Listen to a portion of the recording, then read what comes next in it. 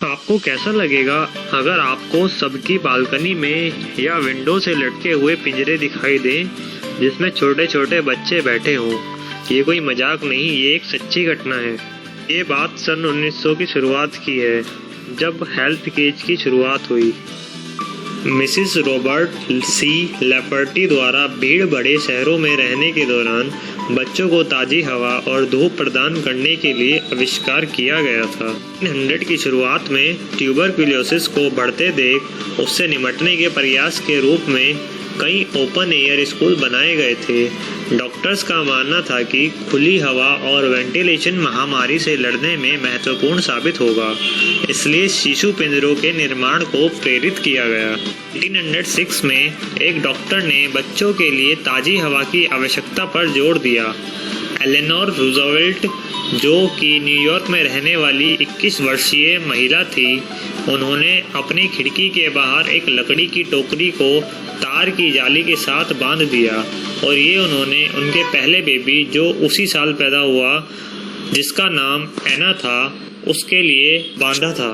भले ही एलेनोर उसी डॉक्टर की सलाह का पालन कर रही थी कि बच्चों को खुले में फ्रेश वातावरण के लिए छोड़ दिया जाए, पर उसके पड़ोसी बच्चे को ऐसी जगह पर रोते हुए देख एलेनोर को बच्चों के लिए चलाई जा रही सुरक्षा की एक सोसाइटी में रिपोर्ट दर्ज कराने की धमकी दे रहे थे। बाद में यूएसए के प्रेसिडेंट की पत्नी बनने के बाद एलेनोर ने बताया कि कैसे वह पड़ोसियों की प्रतिक्रिया से चौंक गई थी।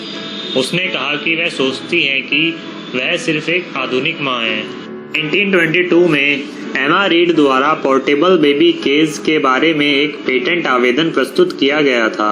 इस पिंजरे को एक खिड़की के बाहरी किनारे पर लटकाने का इरादा था, जिसमें बच्चे को रखा जाएगा।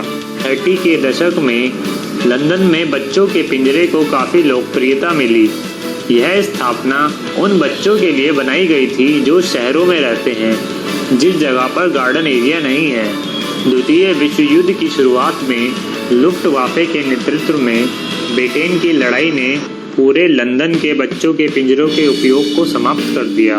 उसके बाद इनका प्रचलन फिर से स्टार्ट हुआ, लेकिन बाहर गाड़ियों के एयर पोल्यूशन के कारण इसकी धीरे धीरे समाप्ति हो गई। तो ये थी बच्चों की पिंजरे की कहानी।